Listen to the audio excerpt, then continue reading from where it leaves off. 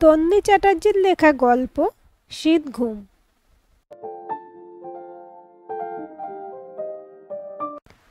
সকালের প্রথম আলো থেকে শুরু করে বিকেলের পড়ন্ত রোদটুকু সামনের ছোট্ট ব্যালকনিতে এসে পড়ে। আলোয় রোদে মাখামাখি হয়ে থাকে ছোট্ট জায়গাটা। ভোরের নরম আলো গায়ে মেখে প্রতিদিন সাদের ব্যালকনিটাতে চেয়ারে বসে আয়েশ করে চা খায় আরশি। তবে এই আয়েশটুকু অল্প সময়ের জন্যই। একটু পর থেকে শুরু হয়ে যায় দৌড়। গৌতমের অফিস, ওর স্কুল। অনেক দিন থেকেই এরকম একটা ব্যালকনির খুব শখ ছিল আরশির। তাই নতুন ঘরটা যখন হলো তখন আবদার করেছিল গৌতমের কাছে। সবাই বারণ করেছিল, ঘর ছোট হয়ে যাবে, এই ভয়ও দেখিয়েছিল। কিন্তু গৌতম কারোর কথা শোনেনি। বউয়ের আবদার মাথায় রেখে ছোট্ট এক চিলতে ব্যালকনি উপহার দিয়েছিল আরশিকে। নভেম্বরের শুরুতে সকালের দিকে বেশ শিরশিরে একটা ঠান্ডা ছুঁয়ে থাকে। হালকা একটা ওড়না গায়ে জড়িয়ে এই নরম নরম ঠান্ডা ভাবটা উপভোগ করে আরশি এই সময়টায়। বাবা যতদিন ছিলেন ততদিন অল্প শীত পড়তে না পড়তেই গরম জামা পরার জন্য বকাবকি শুরু করে দিতেন। ভারী একটা দীর্ঘশ্বাস ফেলে আরশি। বছর চারেক হতে চলল বাবা নেই। এখন আর বকাবকি করার কোনো লোকই নেই। আরশিদের বাড়ির সামনে বেশ চওড়া ঢালাই রাস্তা। রাস্তাটা টপকে বিশাল মাঠ ছিল। পুরো শীতের ছুটির দুপুরগুলো দারুণ কাটতো সেখানে। বাড়ির সবাই মিলে রোদে পিঠ দিয়ে কদবেলের আচার, চালতার আচার, আমড়া মাখা আরও কত কি খাওয়া হতো। লুডো নিয়ে চলে যাওয়া হতো মাঠে। শাশুড়ি মা তো লুডো খেলার সময় দান দিতে গিয়ে ঘুমিয়ে পড়তেন। আর গৌতম কি ভীষণ চুরি করত লুডো খেলার সময়। একদিন তো রাগ করে আরশি লুডোর বোর্ড ছিঁড়েই ফেলেছিল। কি ছেলে মানুষই না করতো তখন। কথাগুলো ভাবতে ভাবতে নিজের মনেই হেসে ফেলল আরশি। তারপরেই চাপা একটা কষ্টে মন ছেয়ে গেল। এখন আর কেউ নেই বাড়িতে ছেলে মানুষই করার মতো। তাছাড়া এখন তো মাঠটাও নেই। মাঠের মধ্যে রোদ পিঠ দিয়ে বসে খেলার মানুষগুলোও নেই। ঠিক কবে থেকে যে গৌতমের সাথে দূরত্ব তৈরি হয়েছে সেটা বলতে পারবে না আরশি। এক সময় তো মনে হয় কয়েক যুগ পার হয়ে গেছে। অথচ একটা সময় এই গৌতমই চোখে হারাতো আরশিকে। এখন সম্পর্কটা এতটাই ঠান্ডা হয়ে গেছে যে দুজনে কাছাকাছি থাকলেও শীত করে। বিশাল খাটের দুপাশে দুজন শুয়ে থাকে। ভুলেও কেউ কাউকে ছোঁয় না। ঘুমের মধ্যে গায়ের থেকে চাদর সরে গেলেও আজকাল আর চাদরটা দিয়ে ঢাকা দেয় না গৌতম। তবে আরশির খুব ইচ্ছে করে, যেমন একটু আগেই করছিল। ঘর থেকে বেরোনোর আগে দেখেছিল গৌতম কুঁকড়ে শুয়ে আছে, চাদরটা পায়ের কাছে পড়ে আছে। খুব ইচ্ছে করছিল ভালো করে চাদরটা ওর গায়ে চাপা দিয়ে দিতে। কিন্তু আরশি জেনে গেছে ওর এখতিয়ারটা। চাদরটা ঠিক করে দিতে গেলেই গৌতম প্রচণ্ড বিরক্ত হবে, চিৎকার চেঁচামেচি জুড়ে দিতে পারে। বুবকাই যেদিন আরশিকে ছেড়ে হোস্টেলে চলে গেল সেদিনের ঘন্টা মিনিট সবটুকু আরশির কাছে আবছা। ও মনে করতে চায় না একদম। বড্ড কষ্টের সময় ওটা। খুব দুষ্টু ছিল বুবকাই। সব সময় এটা ফেলছে ওটা ভাঙছে। ওকে কোথাও নিয়ে গেলে আরশি তটস্থ হয়ে থাকতো, এই বুঝে কিছু অন্যায় করে বসে। আর বুবকাই অন্যায় করলেই সব দোষ হয়ে যেত আরশির। তখন বুবকাই শুধু আরশির ছেলে। বেশিরভাগ দিন স্কুল থেকে নালিশ আসতো বুবকাইয়ের নামে। কারোর সঙ্গে কিছু মতবিরোধ হলেই তাকে মেরে মাথা ফাটিয়ে দিচ্ছে অথবা ধাক্কা দিয়ে ফেলে দিচ্ছে। অস্থির হয়ে গিয়েছিল গৌতম আর আরশি দুজনেই। আরশি খুবই শান্ত স্বভাবের। শাশুড়ি মায়ের কাছে শুনেছে গৌতমও খুব দুষ্টু ছিল, কিন্তু স্কুল থেকে এরকম নালিশ কোনোদিন ওর সম্পর্কে আসেনি। আরশি তাই খুব চিন্তিত, কার মতো হলো বুবকাই। অনেক বুঝিয়েছে বুবকাইকে, কোনো লাভ হয়নি। তাই গৌতম যখন ওকে হোস্টেলে পাঠানোর সিদ্ধান্ত নিল তখন ছেলের সপক্ষে কোনো কথা বলতে পারেনি। ওরা দুজনেই কাজে বেরিয়ে যায়। শ্বশুর শাশুড়ির বয়স হয়েছে, কে সামলাবে বুবকাইকে? এমন কাউকে পায়নি যে বুবকাইকে যত্ন করতে পারবে। হোস্টেলে পাঠানোর সব কিছু ঠিকঠাক হয়ে যাওয়ার পর বুবকাইয়ের চোখে যে অস্থিরতা দেখেছিল আরশি তা আজও ওকে তাড়া করে বেড়ায়। এক বুক অভিমান নিয়ে বাড়ি ছেড়েছে বুবকাই। হয়তো তখনই বাবা মায়ের সঙ্গে সম্পর্কটায় শীতলতা আসতে শুরু হয়ে গেছে। প্রতি মাসে বুবকাইয়ের সঙ্গে দেখা করতে যেত আরশি। ফোনে যোগাযোগ রাখত ওর সাথে নিয়মিত।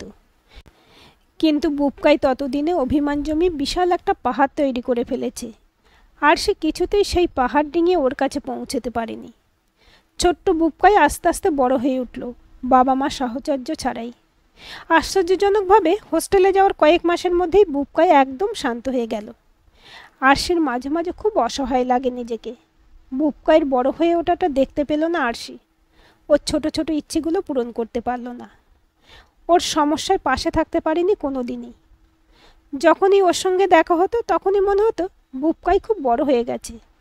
অন্যান্য মায়েদের মতো ওকে ছেলের পড়াশোনার জন্য রাত জাগতে হয়নি, প্রজেক্ট তৈরির জন্য দৌড়ঝাঁপ করতে হয়নি।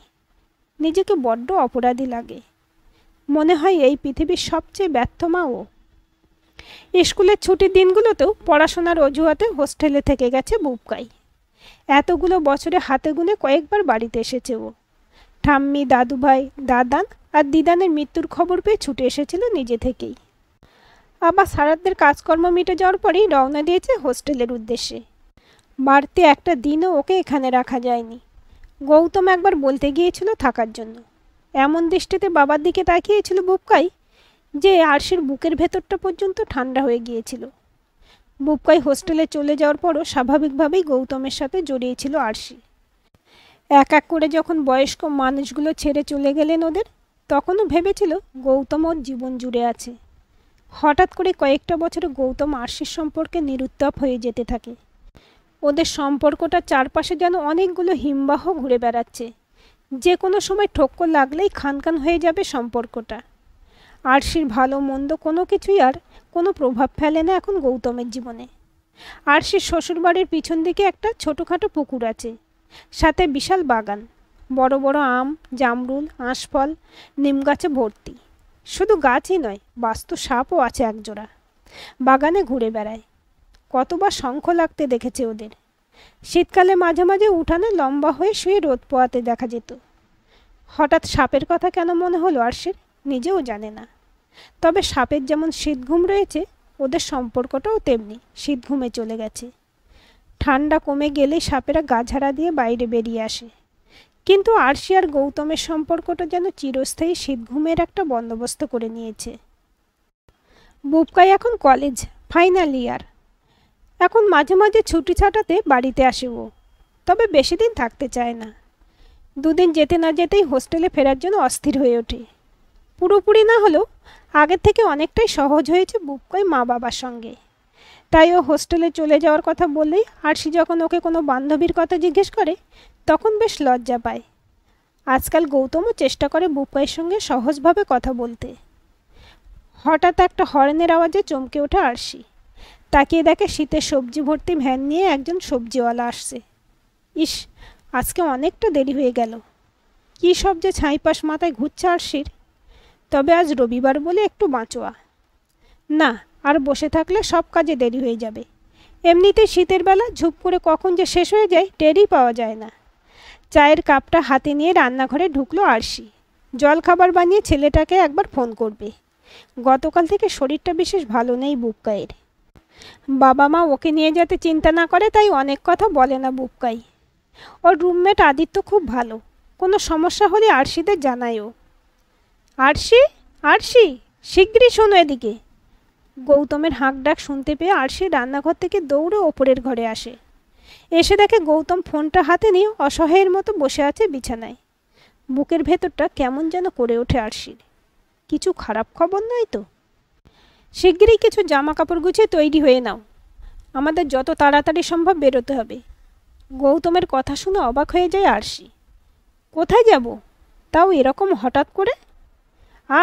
যা বলছি করো, বেশি প্রশ্ন করবে না, চিৎকার করে ওঠে গৌতম। এই এক সমস্যা গৌতমের, নিজের যেটা ভালো মনে হবে সেটাই করবে। আরশিকে ধর্তব্যের মধ্যেই ফেলে না। অকারণ অশান্তি একদম ভালো লাগে না আরশির। প্রতিবাদ না করে জামা কাপড় গোছানোর জন্য আলমারির দিকে এগিয়ে যায়। ঠিক তখনই কানে আসে বুবকাই খুব অসুস্থ, ওকে হাসপাতালে ভর্তি করতে হয়েছে। আদিত্য একটু আগে ফোন করে জানালো। মাথাটা যেন হঠাৎ ঘুরে যায় আরশির। এই শীতেও দরদর করে ঘামতে থাকে। কালই তো ছেলের সঙ্গে কথা বলল, কই ও তো এতটা অসুস্থ সেটা একটুও টের পেল না আরশি। কি বলছো তুমি? হঠাৎ কি এমন হলো যে হাসপাতালে ভর্তি করতে হলো বুবকাইকে? কি গো, চুপ করে আছো কেন? কান্নায় ভেঙে পড়ে আরশি। অনেক দিন পর আরশিকে জড়িয়ে ধরে গৌতম। ওর বুকের মধ্যে তিতির পাখির মতো আরশির ছোটোখাটো শরীরটা কেঁপে কেঁপে উঠছে কান্নার দমকে। ফোনের আওয়াজে আলিঙ্গন আলগা হয় গৌতমের। চেন্নাই থেকে আদিত্য ফোন করেছে। যতক্ষণ গৌতম কথা বলল ওর সঙ্গে ততক্ষণ আরশি উদ্বিগ্ন দৃষ্টিতে তাকিয়ে রইল। গতকাল সন্ধ্যা থেকে শরীরটা বিশেষ ভালো ছিল না বুবকাইয়ের। বেশি রাতে আরও খারাপ হয়ে যায়। হোস্টেলের সুপারিনটেন্ডেন্ট আর ওর সব বন্ধুরা মিলে ওকে হাসপাতালে ভর্তি করে দেয়। অ্যাকিউট ডায়রিয়া, সঙ্গে জ্বর, বমি। সেই থেকে স্যালাইন চলছে সমানে। এখন খানিকটা ভালো আছে বুবকাই। কি করবে ভেবে পায় না গৌতম। এখন ট্রেনের টিকিট কেটে যেতে গেলেও প্রায় 3 দিন সময় লেগে যাবে চেন্নাই পৌঁছাতে। ততদিনে হয়তো বুবকাইকে হাসপাতাল থেকে ছেড়ে দেবে। কিন্তু ওর শরীরের এই অবস্থায় হোস্টেলে রাখা একদম নিরাপদ নয়। শেষে অবশ্য আরশির প্রস্তাবটা মনোপুত হয় গৌতমের। ট্রেনের জন্য অপেক্ষা করার কোনো দরকার নেই, যত তাড়াতাড়ি সম্ভব ছেলের কাছে পৌঁছাতে হবে আমাদের। টাকা পয়সা নিয়ে চিন্তা করলে চলবে না এখন। যতটুকু রোজগার সেটা তো ছেলের জন্যই। যে কোনো উপায় ফ্লাইট ধরতে হবে চেন্নাইয়ের। বুবকাইয়ের পাশে থাকাটা এই সময় খুব জরুরি। বুবকাই, একদম অবাধ্যতা করবে না। এটুকু খাবার খেয়ে নিতে পারবে তুমি? ঠিক আছে, হাঁ করো, আমি খাইয়ে দিচ্ছি। মায়ের কথায় চোখে জল চলে আসে বুবকাইয়ের। ছোট থেকে এটাই তো চেয়েছিল। গৌতম আবার সেই দেখে একটু ইয়ার্কি করতে ছাড়ে না। এত বড় ছেলের চোখে জল? তার মানে যতটা স্ট্রং বলে নিজেকে দেখানো হয় ততটা স্ট্রং মোটেই নয় আমাদের বুবকাই। কি বলো আরশি? মুচকি হেসে আরশি বলে, তাই তো, নইলে এত বড় ছেলেকে কি খাইয়ে দিতে হয়? মুখে কথাগুলো বললেও মনে মনে জানে আরশি এত বছর পর ছেলেকে নিজের হাতে খাইয়ে দিতে পেরে কতটা আনন্দ হচ্ছে।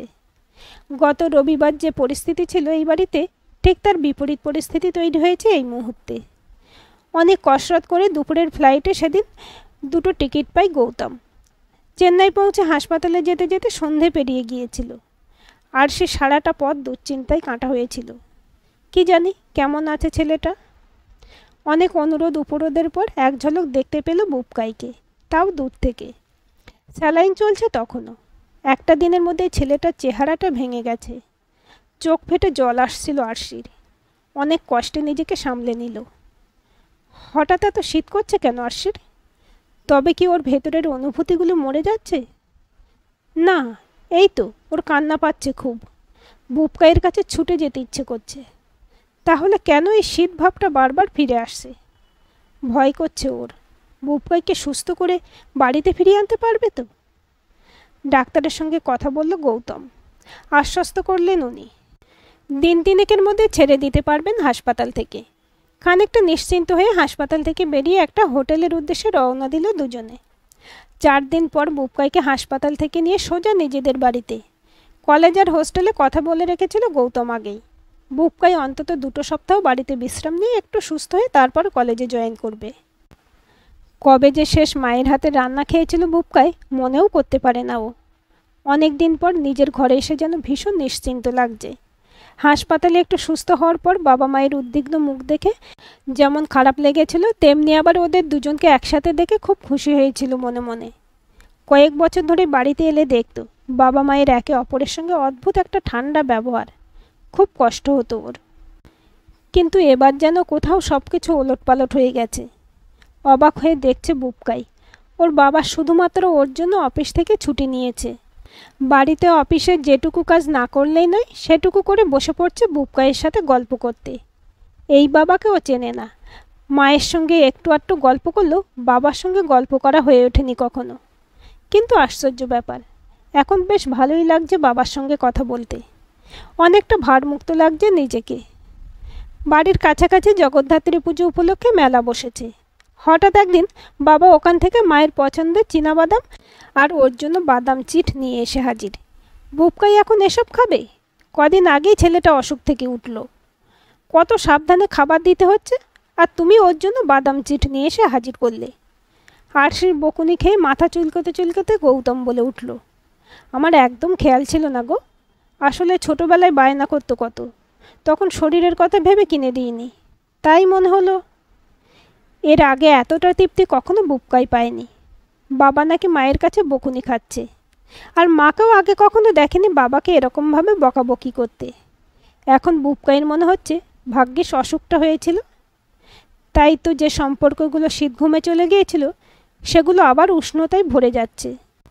আর শীত ঘুম নয়, বাকি জীবনটা একে অপরকে জড়িয়ে বুকের মধ্যে উষ্ণতার ওম নিয়ে এভাবেই কাটিয়ে দিতে পারবে ওরা তিনজন। আজকের এই গল্পটি আপনাদের কেমন লাগলো কমেন্ট করে জানাবেন। ভালো লাগলে অবশ্যই একটা লাইক দেবেন আর চ্যানেলটি সাবস্ক্রাইব করে সাথে থাকবেন।